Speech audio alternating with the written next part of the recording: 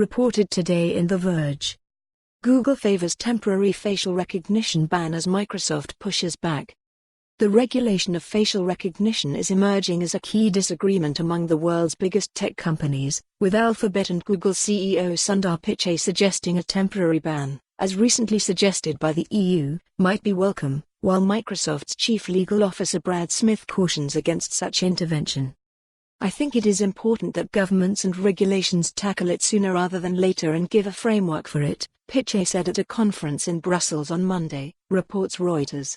"It can be immediate, but maybe there's a waiting period before we really think about how it's being used. It's up to governments to chart the course." But in an interview published last week, Smith, who also serves as Microsoft's chief legal officer, was dismissive of the idea of a moratorium. "Look, you can try to solve a problem with a meat cleaver or a scalpel," Smith told NPR when questioned about a potential ban. "And, if you can solve the problem in a way that enables good things to get done and bad things to stop happening, that does require a scalpel. This is young technology. It will get better. But the only way to make it better is actually to continue developing it.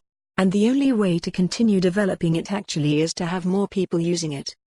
The two executives' comments come as the EU considers a 5-year ban on the use of facial recognition in public spaces.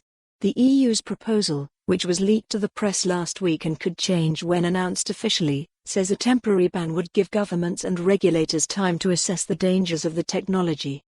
Across the world, law enforcement and private enterprise are increasingly using facial recognition to identify people in public spaces.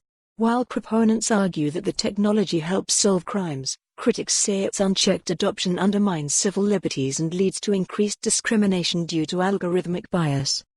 Facial recognition is a key technology used by the Chinese state in the repression of its Muslim Uyghur minority, for example, and the country sells the same technology to other oppressive regimes around the world.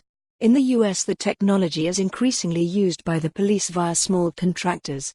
A recent report from the New York Times shed light on a facial recognition system that can search 3 billion photos scraped from websites like Facebook without users' consent, and is used by more than 600 local law enforcement agencies.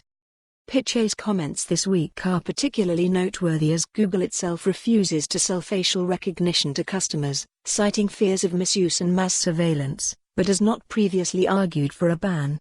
Writing in an editorial for the Financial Times on Monday, Pichai advocated for greater regulation. For more on this story, visit the news article link.